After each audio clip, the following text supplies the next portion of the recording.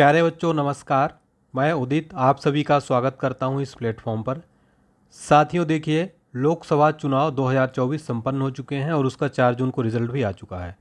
तो हम इस क्लास में मोस्ट इम्पोर्टेंट क्वेश्चन और साथ में डिटेल, सबसे पहले हम यहाँ पर कुछ मोस्ट इम्पोर्टेंट इलेक्शन कमीशन के बारे में, इसके बाद हम पूरा कंप्लीट टॉप 50 एमसीक्यू देखेंगे। देखिए इस तरीके से एक एक क्वेश्चन, जितने भी सेलेक्टेड और मोस्ट इम्पोर्टेंट क्वेश्चन बन सकते थे, क्वेश्चन से रिलेटेड सारी डिटेल भी देखेंगे। ये देखिए आप इस तरीके से कंप्लीट मोस्ट इम्पोर्टेंट हम देखने वाले हैं।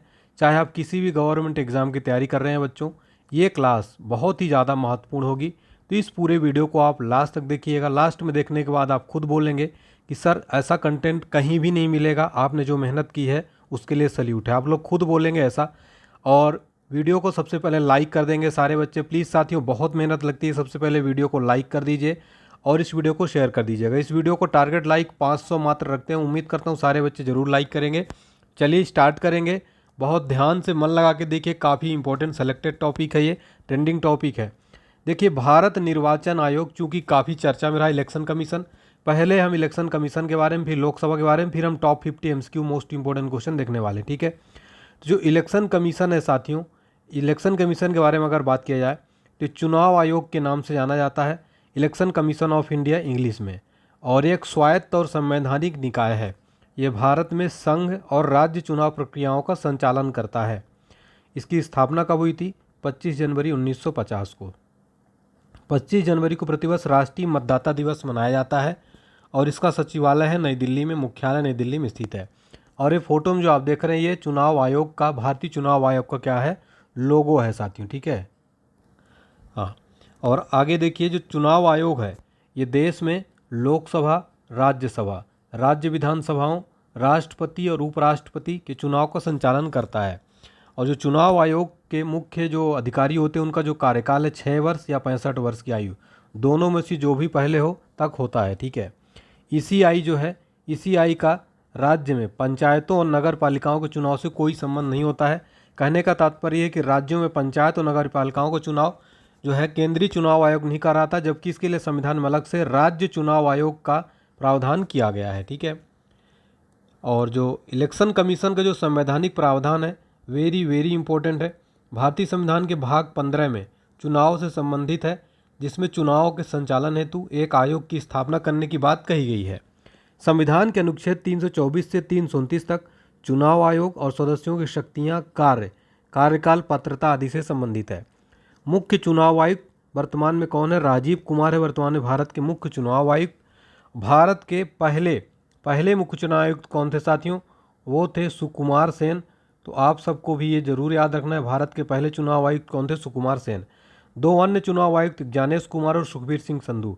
ये फोटो में जो आप देख रहे हैं, ये हैं मुख्य चुनाव आयुक्त और ये हैं ज्ञानेश कुमार, ये हैं सुखबीर सिंह संधू और ये हैं ज्ञानेश कुमार, ठीक है।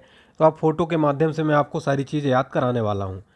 अब साथियों, लोकसभा में चुनाव हुआ, लोकसभा से रिलेटेड, तो यहाँ से जरूर क्वेश्चन बनेंगे। तो मैं लोकसभा से रिलेटेड भी आपको मोस्ट इंपॉर्टेंट क्वेश्चन करा रहा हूँ। लोकसभा संसद का निम्न सदन होता है और इसके सदस्यों का निर्वाचन जनता द्वारा प्रत्यक्ष रूप से होता है।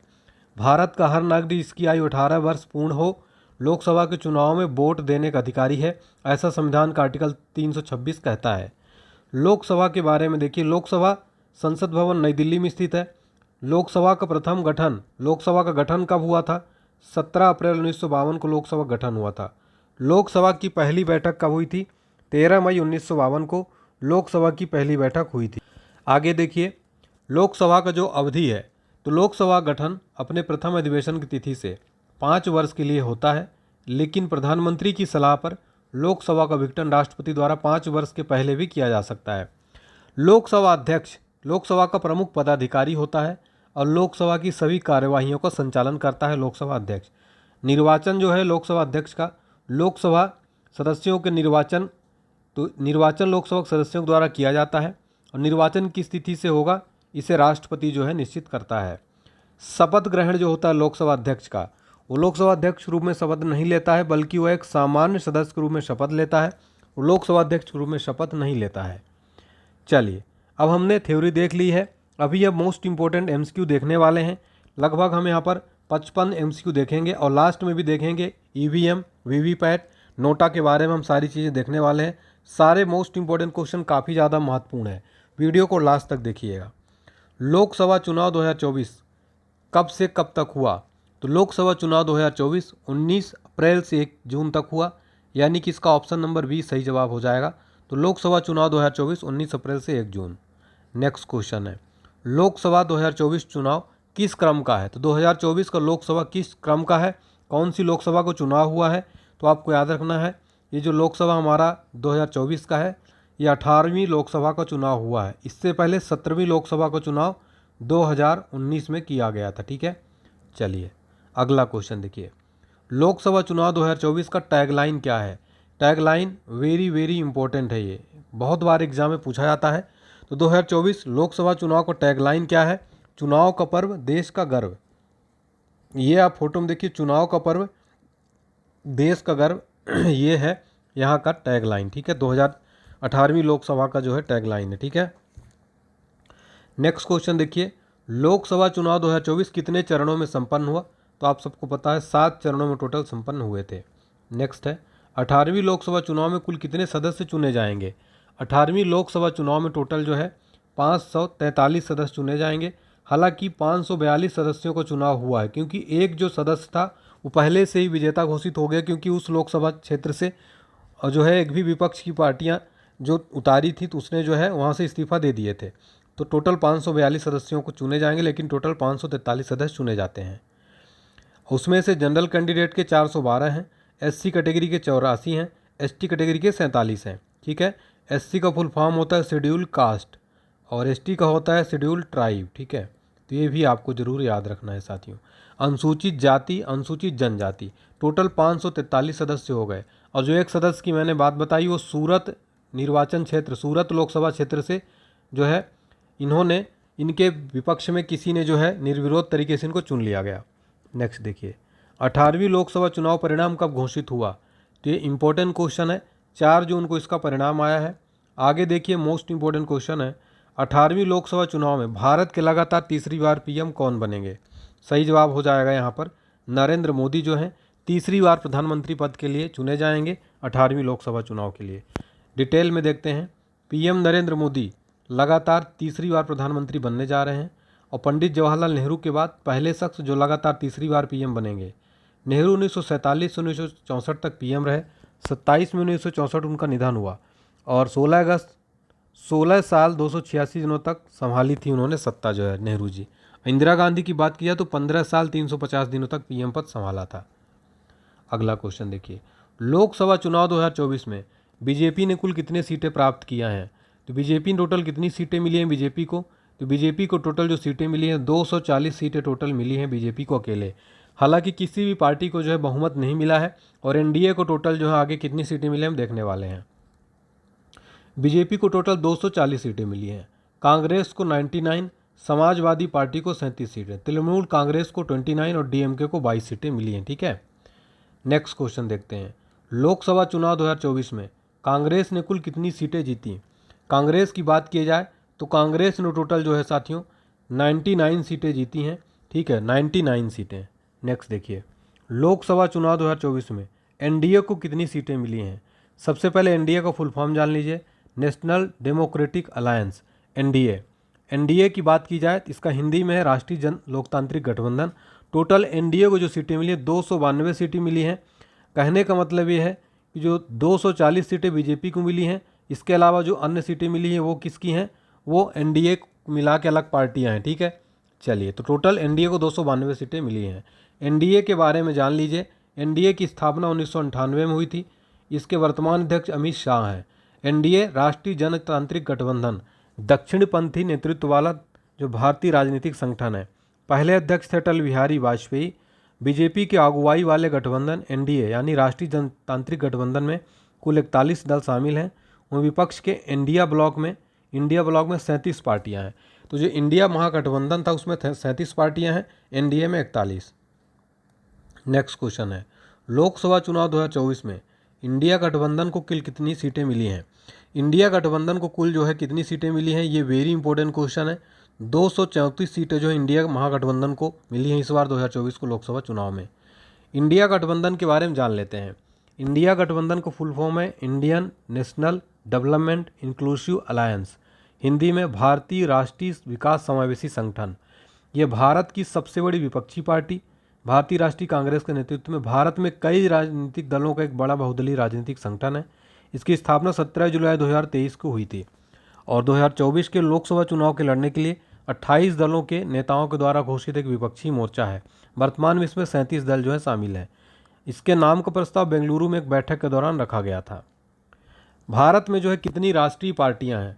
नेशनल पार्टीज भारत में टोटल 6 हैं और 6 टोटल पार्टियां हैं। यहाँ पर मैं आपके लिए डिटेल लेकर आया हूँ और इनका गठन कब हुआ था इन पार्टियों का और इनके चुनाव चिन्ह, ये जरूर आपको पता होना चाहिए। पहली जो सबसे बड़ी राजनीतिक पार्टी है भारत की बीजेपी है। 6 अप्रैल 1980 के गठन हुआ था। इसका चुनाव चिन्ह कमल का फूल है। फिर है भारतीय राष्ट्रीय कांग्रेस यानी कांग्रेस। इसका गठन 28 दिसंबर 1885 को, भारत की सबसे पुरानी पार्टी है। इसका जो चुनाव चिन्ह है वो है पंजा। नेक्स्ट है भारतीय कम्युनिस्ट पार्टी यानी मार्क्सवादी, माकपा। इसका गठन हुआ था 7 नवंबर 1964 को और माकपा का जो चुनाव चिन्ह है ये देखिए आप, ये है चुनाव चिन्ह माकपा का। आम आदमी पार्टी, इसका गठन हुआ था 26 नवंबर 2012 को और सबसे जो है ये आम आदमी पार्टी अरविंद केजरीवाल इसके संयोजक है, संस्थापक हैं, ठीक है। और ये देखिए आम आदमी पार्टी की चुनाव चिन्ह झाड़ू है। फिर बहुजन समाज पार्टी बसपा, 14 अप्रैल 1984 को जो है इसका जो है गठन किया गया था, ठीक है। और इसके जो बहुजन समाज पार्टी के जो चुनाव चिन्ह है वो क्या है? हाथी, ठीक है। फिर देखिए नेशनल पीपुल्स पार्टी, 6 जनवरी 2013 को इसका गठन हुआ था और नेशनल पीपुल्स पार्टी का आप चुनाव चिन्ह ये देख सकते हैं, ठीक है। चलिए आगे देखिए, विपक्ष का दर्जा पाने के लिए कुल कितने सांसद होना जरूरी है? विपक्ष का दर्जा पाने के लिए टोटल जो है कितने सांसद होना जरूरी है? ये वेरी इंपॉर्टेंट क्वेश्चन हो जाता है आने वाले एग्जाम के लिए, ठीक है। तो विपक्ष का दर्जा पाने के लिए टोटल 55 जो है सांसद होना जरूरी है, याद रखिएगा, टोटल 55। नेक्स्ट देखिए, 18वीं लोकसभा चुनाव 2024 में तीसरी सबसे बड़ी पार्टी कौन बनी है? इंपॉर्टेंट क्वेश्चन हो जाता है। तीसरी सबसे बड़ी पार्टी बन गई समाजवादी पार्टी, ठीक है। समाजवादी पार्टी ने टोटल इस बार 37 सीटें जीती हैं लोकसभा चुनाव में, ठीक है। चलिए, सपा ने कुल 37 सीटें जीती हैं, याद रखिएगा। नेक्स्ट क्वेश्चन देखिए, 19वें लोकसभा चुनाव के साथ साथ कितने राज्यों में विधानसभा चुनाव हुए हैं? तो याद रखिएगा, लोकसभा चुनाव के साथ साथ कुल जो है 4 राज्यों में विधानसभा चुनाव हुए। डिटेल में देखिए, आंध्र प्रदेश में हुआ, टोटल यहाँ पर विधानसभा की 175 सीटें हैं। अरुणाचल प्रदेश में टोटल 60 सीटें हैं। ओडिशा में 146 सीटें हैं यहाँ पर। सिक्किम में 32 सीटें विधानसभा की। तो याद रखिएगा, इन 4 राज्य आंध्र प्रदेश, अरुणाचल, ओडिशा, सिक्किम, इन 4 राज्यों में विधानसभा चुनाव आम चुनाव के साथ साथ हुए थे। साथ ही 12 विधानसभाओं में 25 निर्वाचन क्षेत्रों के लिए उपचुनाव भी हुए थे, ठीक है। 18वीं लोकसभा में कुल कितनी महिलाएं जीतकर लोकसभा पहुंची हैं? टोटल कितनी महिलाओं ने मतलब चुनाव जीता है लोकसभा का? तो यहाँ पर याद रखिएगा, वेरी इंपॉर्टेंट क्वेश्चन है साथियों, टोटल 75 महिलाओं ने चुनाव जीता है, ठीक है, 75। पिछली बार 2019 में 78 जो है महिलाएं थी, ठीक है। नेक्स्ट देखिए, लोकसभा चुनाव 2024 में सबसे युवा सांसद के रूप में कौन निर्वाचित हुए हैं? तो सबसे युवा सांसद जो बनाए गए हैं लोकसभा चुनाव 2024 में, याद रखिएगा, प्रिया सरोज। और ये बात की जाए तो ये मछली शहर सीट से सपा प्रत्याशी हैं प्रिया सरोज, सबसे कम उम्र की सांसद बनी। इनकी उम्र मात्र 25 साल की है। समाजवादी पार्टी के प्रत्याशी हैं प्रिया सरोज, ठीक है। चलिए नेक्स्ट क्वेश्चन देखिए, नरेंद्र मोदी किस संसदीय क्षेत्र से चुनाव लड़े? तो बात की जाए प्रधानमंत्री नरेंद्र मोदी जी की, तो ये वाराणसी से पिछली बार भी लड़े थे और इस बार भी तो वाराणसी संसदीय क्षेत्र से चुनाव लड़े थे। और मोदी जी तीसरी बार जो है लोकसभा चुनाव वाराणसी से लड़े हैं। इनका मुकाबला, इस बार उनका मुकाबला कांग्रेस की उत्तर प्रदेश की जो अध्यक्ष, इकाई के अध्यक्ष थे, अजय राय से था, ठीक है, अजय राय के साथ। और 2014 में मोदी जी ने आम आदमी पार्टी के संयोजक अरविंद केजरीवाल को हराया था, ठीक है। जबकि 2019 में उन्होंने समाजवादी पार्टी की शालिनी यादव को पराजित किया था और 1.5 लाख लगभग 1.5 लाख वोटों से जीते हैं नरेंद्र मोदी इस बार। 2024 की बात की जाती है, ठीक है, 2024 में। चलिए नेक्स्ट क्वेश्चन देखिए, राहुल गांधी किस संसदीय क्षेत्र से चुनाव लड़े? तो राहुल गांधी की बात की जाए तो ये 2 संसदीय क्षेत्रों से चुनाव लड़े थे, वायनाड और रायबरेली। तो वायनाड जो कि केरल में आता है आपका, ठीक है, और रायबरेली आता है यूपी में दोस्तों, ठीक है। तो केरल और यूपी रायबरेली से चुनाव लड़े थे, लेकिन इनको किसी एक लोकसभा क्षेत्र से चुन के जाना होगा, एक लोकसभा सीट इनको छोड़नी होगी। अब देखिए वो कौन सी छोड़ते हैं, कौन सी पकड़ते हैं, ठीक है। नेक्स्ट देखिए, अमित शाह किस संसदीय क्षेत्र से चुनाव लड़े हैं? तो अमित शाह अहमदाबाद, गुजरात से ये चुनाव लड़ते हैं, अहमदाबाद से। और रिकॉर्ड जो है लगभग 7.5 लाख वोटों से विजयी रहे, ठीक है। नेक्स्ट क्वेश्चन देखिए, बॉलीवुड अभिनेत्री कंगना रनावत किस लोकसभा सीट से चुनाव लड़ा है और जीत दर्ज की है? तो ये मंडी लोकसभा चुनाव क्षेत्र जो कि हिमाचल प्रदेश में आता है साथियों, ये हिमाचल प्रदेश में आता है, ठीक है। मंडी लोकसभा, यहाँ से चुनाव लड़ा है और इन्होंने बीजेपी की उम्मीदवार है, इन्होंने बॉलीवुड एक्ट्रेस कंगना रनावत हिमाचल प्रदेश की मंडी सीट से चुनाव जीत हासिल की। उन्होंने कांग्रेस के प्रत्याशी विक्रमादित्य सिंह को इस चुनाव में हराया है। विक्रमादित्य सिंह जो है साथियों, ये पूर्व सीएम, ठीक है, पूर्व सीएम हिमाचल प्रदेश के उनके बेटे हैं, ठीक है। नेक्स्ट क्वेश्चन देखिए, मशहूर भोजपुरी अभिनेता बीजेपी नेता मनोज तिवारी किस लोकसभा सीट से चुनाव लड़े थे? मनोज तिवारी जो कि बॉलीवुड के भोजपुरी के बहुत प्रसिद्ध गायक और अभिनेता हैं, ठीक है। ये जो है उत्तर पूर्व दिल्ली से चुनाव लड़े थे। कहाँ से? उत्तर पूर्व दिल्ली से चुनाव लड़े थे, ठीक है। इन्होंने कन्हैया कुमार को हराया है। कन्हैया कुमार जो काफ़ी चर्चित रहे, कांग्रेस के लीडर थे। कन्हैया कुमार को 1,38,778 वोटों के अंतर से हरा दिया है। मनोज तिवारी को 8,24,455 वोट मिले थे। नेक्स्ट देखिए, भोजपुरी सिंगर एक्टर निरहुआ किस लोकसभा सीट से चुनाव लड़े? निरहुआ की बात की जाए, इनका जो असली नाम है निरहुआ का दिनेश लाल यादव। ये आजमगढ़ सीट, यूपी से आजमगढ़ से जो है इन्होंने चुनावी मैदान में उतरे थे। देखिएगा, तो भोजपुरी स्टार हैं दिनेश लाल यादव और ये यूपी की आजमगढ़ सीट से, बीजेपी से इनको टिकट मिला था। निरहुआ को आजमगढ़ सीट पर समाजवादी पार्टी के उम्मीदवार धर्मेंद्र यादव से करारी शिकस्त जो है मिली है और धर्मेंद्र यादव ने बीजेपी के उम्मीदवार निरहुआ को 1,61,000 वोटों से हरा दिया है। नेक्स्ट देखिए, पूर्व क्रिकेटर यूसुफ पठान को टीएमसी ने पश्चिम बंगाल के किस क्षेत्र से मैदान में उतारा था? तो पूर्व क्रिकेटर हैं, आपको सबको पता होगा, यूसुफ पठान। ये जो है पश्चिम बंगाल की बहरामपुर सीट से इनको मिला था और इन्होंने जीत हासिल की। तो आपको बता दें कि मुर्शिदाबाद जिला में आता है बहरामपुर लोकसभा क्षेत्र। इन्होंने कांग्रेस के अधीर रंजन चौधरी को हराया, जो कि काफ़ी चर्चित सीट है। अधीर रंजन चौधरी कांग्रेस के काफ़ी बड़े नेता माने जाते हैं दोस्तों, ठीक है। इनको हरा दिया है यूसुफ पठान, ठीक है ना। चलिए अगला क्वेश्चन देखते हैं। हमारा अगला क्वेश्चन क्या है, काफ़ी महत्वपूर्ण है। पैरा ओलंपिक चैंपियन और बीजेपी के नेता देवेंद्र झाझरिया ने किस लोकसभा क्षेत्र से चुनाव लड़ा? तो देवेंद्र झाझरिया जो चुरू आता है आपका कहाँ पर? राजस्थान में। चुरू से इन्होंने चुनाव लड़ा था।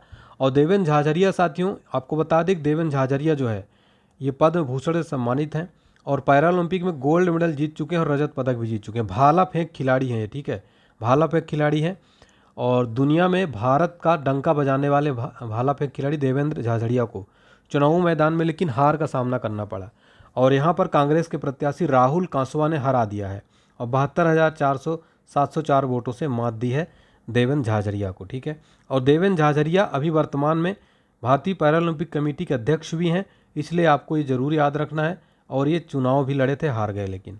नेक्स्ट देखिए, 18वीं लोकसभा चुनाव में एनडीए यानी कि नेशनल डेमोक्रेटिक अलायंस को कुल कितनी सीटें मिली हैं? एनडीए को टोटल जो है इस बार 292 सीटें टोटल मिली। अकेली बीजेपी को 240 सीट मिली, लेकिन बहुमत किसी भी पार्टी को नहीं मिली है इस बार। 17वीं लोकसभा का कार्यकाल कब समाप्त होगा? 17वीं लोकसभा का कार्यकाल 16 जून 2024 को समाप्त हो जाएगा। इसके बाद 18वीं लोकसभा का गठन होने वाला है, ठीक है।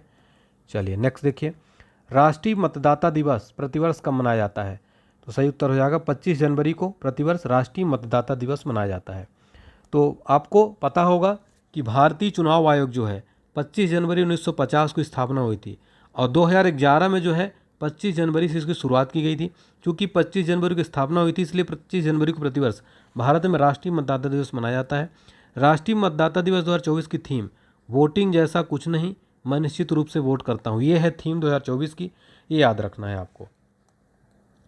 भारतीय निर्वाचन आयोग द्वारा किसे राष्ट्रीय दिव्यांगजन आइकन घोषित किया गया है? तो भारत का जो दिव्यांगजन आइकन घोषित किया गया निर्वाचन आयोग द्वारा, उनका नाम है सुश्री शीतल देवी को बनाया गया है। ये देखिए फोटो में ये हैं दिव्यांगजन, नेशनल दिव्यांगजन आइकन सुश्री शीतल देवी। और इनके खेल की बात की जाए तो पैरा तीरंदाज हैं, अर्जुन पुरस्कार विजेता हैं।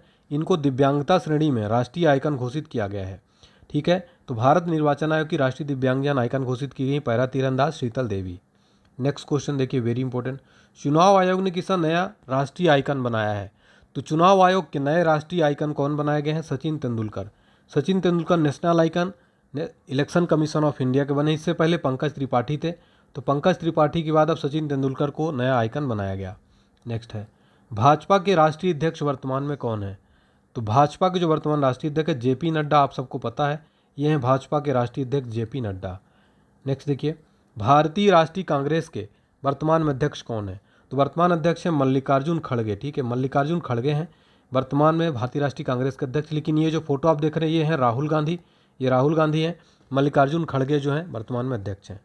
नेक्स्ट है, भाजपा ने अपनी पहली सीट किस निर्वाचन क्षेत्र से की जीती है? तो मैंने आपको बताया था कि सूरत निर्वाचन क्षेत्र में यहाँ पर जो है सीट जीत लिया है। आपको बता दें पहले दौर के बाद गुजरात के सूरत निर्वाचन क्षेत्र के लिए अपने उम्मीदवार मुकेश दलाल के अन्य उम्मीदवारों की स्वीकृति और वापसी के बाद निर्विरोध चुना गया, जिसके बाद भाजपा ने अपनी पहली सीट बिना चुनाव के ही जीत ली थी। ठीक है, दुनिया का सबसे बड़ा लोकतंत्र किस देश का है? दुनिया का सबसे बड़ा जो लोकतंत्र है आप सबको पता है अपना महान भारत का लोकतंत्र। ठीक है, नेक्स्ट देखिए, लोकसभा में बहुमत के लिए कितनी सीटें जरूरी हैं? लोकसभा में बहुमत पाने के लिए टोटल 275 सीटें जरूरी हैं। इस बार किसी भी पार्टी को लोकसभा में बहुमत नहीं मिला है लोकसभा चुनाव में, यानी कि अब गठबंधन की सरकार मिलेगी बनेगी, यानी एक दो पार्टियों तीन पार्टियों को मिलाकर सरकार बनेगी। कई पार्टियां मिलकर जो गठबंधन सरकार बनाती हैं। नेक्स्ट देखिएगा, कौन सा लोकसभा चुनाव इतिहास का सबसे बड़ा चुनाव बन गया है? तो ये जो है बन गया है 2024 को लोकसभा चुनाव अभी तक के इतिहास का सबसे बड़ा चुनाव बन गया है। यह इतिहास का सबसे बड़ा चुनाव इसलिए था क्योंकि 44 दिनों तक चला और 1951-52 के भारतीय आम चुनाव के बाद दूसरे स्थान पर आ गया। ठीक है, नेक्स्ट देखिए, भारतीय राष्ट्रीय कांग्रेस की स्थापना कब हुई थी? भारतीय राष्ट्रीय कांग्रेस की बात की जाए तो 28 दिसंबर 1885 को भारतीय राष्ट्रीय कांग्रेस की स्थापना हुई थी, याद रखिएगा। और बॉम्बे में हुई थी। इसके अध्यक्ष संस्थापक थे A.O. ह्यूम। कौन थे संस्थापक? A.O. ह्यूम। ठीक है, नेक्स्ट क्वेश्चन देखिए, भारतीय जनता पार्टी की स्थापना कब हुई थी? भारतीय जनता पार्टी की स्थापना जो हुई थी 6 अप्रैल 1980 को हुई थी। डिटेल में देखिए, भारतीय जनता पार्टी के संस्थापक कौन थे? अटल बिहारी वाजपेयी जी, लाल कृष्ण आडवाणी जी। और इससे पहले भारतीय जनता पार्टी का नाम भारतीय जनसंघ था 1951 से 1977 तक। पार्टी की उत्पत्ति भारतीय जनसंघ में है, जिसकी स्थापना 1951 में भारतीय राजनीतिक श्यामा प्रसाद मुखर्जी ने की थी। लेकिन इसके बाद इसका नामकरण बदला गया, नाम भी बदला गया और इसका नाम भारतीय जनता पार्टी कर दिया गया 6 अप्रैल 1980 को। ठीक है, लोकसभा चुनाव 2024 के दौरान मतदान प्रतिशत कितना था 2024 का? तो मतदान परसेंटेज एक्चुअल में मुझे साथियों मिला नहीं इंटरनेट पर, अगर आपको पता है तो आप ज़रूर बताइए कमेंट सेक्शन में। नेक्स्ट देखिएगा, नेक्स्ट है लोकसभा चुनाव, लोकसभा की सर्वाधिक सीट जो है वह किस राज्य में है? तो लोकसभा की सर्वाधिक सीट आप सबको पता होगा कि टोटल सीट यूपी में जो है टोटल सर्वाधिक सीटें हैं। टोटल यहाँ पर 80 सीटें हैं लोकसभा की। ठीक है, इसके बाद महाराष्ट्र में 48 सीटें हैं, पश्चिम बंगाल में 42 सीटें हैं, बिहार में 40, टोटल 80 सीटें कहाँ पर है? उत्तर प्रदेश में। नेक्स्ट है, सबसे कम लोकसभा सीट किन राज्यों में है? वेरी इंपॉर्टेंट क्वेश्चन है। सबसे कम जो लोकसभा सीट है इसका सही जवाब हो जाएगा ये सभी। ठीक है, ये सभी यानी कि सिक्किम में 1 सीट, नागालैंड में 1 सीट, मिजोरम में 1 सीट, इन तीनों राज्यों में मिलाकर टोटल 3 सीटें हैं। इन राज्यों में लोकसभा की सबसे कम सीटें हैं पूरे भारत में। नेक्स्ट है, भारतीय क्षेत्रफल दृष्टि से सबसे बड़ा लोकसभा क्षेत्र कौन सा है? तो क्षेत्रफल दृष्टि से सबसे बड़ा लोकसभा क्षेत्र लद्दाख का हो जाएगा, जिसकी की बात की जाए तो लद्दाख की तो यहाँ पर 1,73,266 वर्ग किलोमीटर इसका जो है वो है। और सबसे छोटा लोकसभा क्षेत्र है चांदनी चौक। ठीक है, 10.59 किलोमीटर स्क्वायर। नेक्स्ट है, भारत का सबसे अधिक मतदाता वाला लोकसभा क्षेत्र कौन सा है? सर्वाधिक मतदाता वाला लोकसभा क्षेत्र बाहरी दिल्ली है। यहाँ के टोटल मतदाता की बात की जाए, टोटल मतदाता यहाँ पर 33,68,399 हैं। ठीक है, भारत का सबसे कम मतदाता वाला लोकसभा क्षेत्र, यहाँ पर सुधार कर लीजिएगा थोड़ा टाइपिंग में। सबसे कम मतदाता वाला लोकसभा क्षेत्र कौन सा है साथियों? सही उत्तर हो जाएगा लक्षद्वीप। लक्षद्वीप में सबसे कम मतदाता वाला लोकसभा क्षेत्र माना जाता है।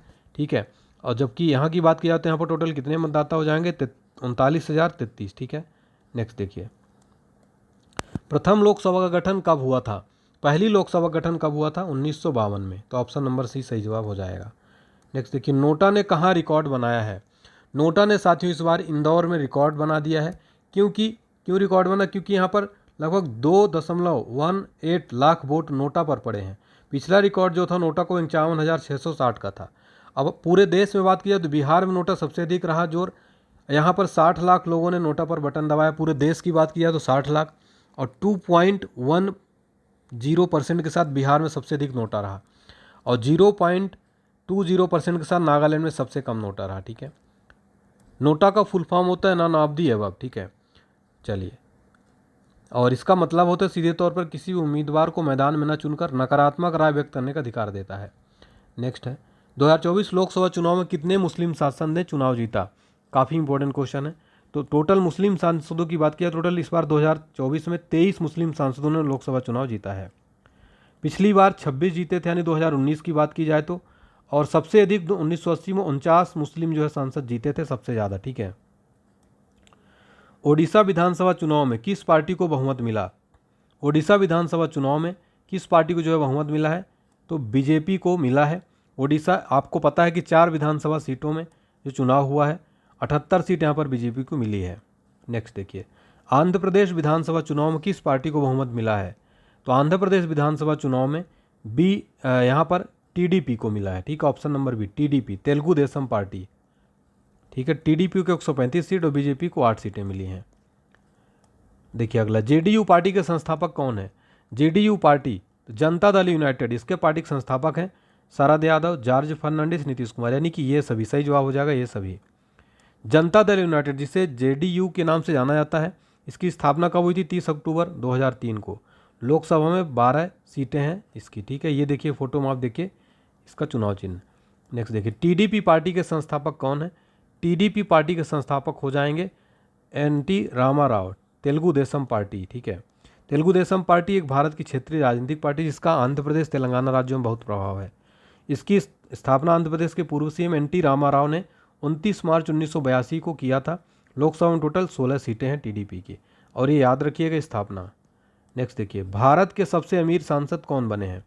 भारत के सबसे अमीर सांसद 2024 में जो बन गए हैं उनका नाम डॉक्टर चंद्रशेखर पेमा स्वामी। ठीक है, इनकी कुल संपत्ति की बात की जाए तो 5705 करोड़ रुपए संपत्ति टीडीपी से, तेलुगु देशम पार्टी से, आंध्र प्रदेश के गुंटूर से जीते हैं। 90% से अधिक सांसद करोड़पति इस बार चुनकर आए हैं।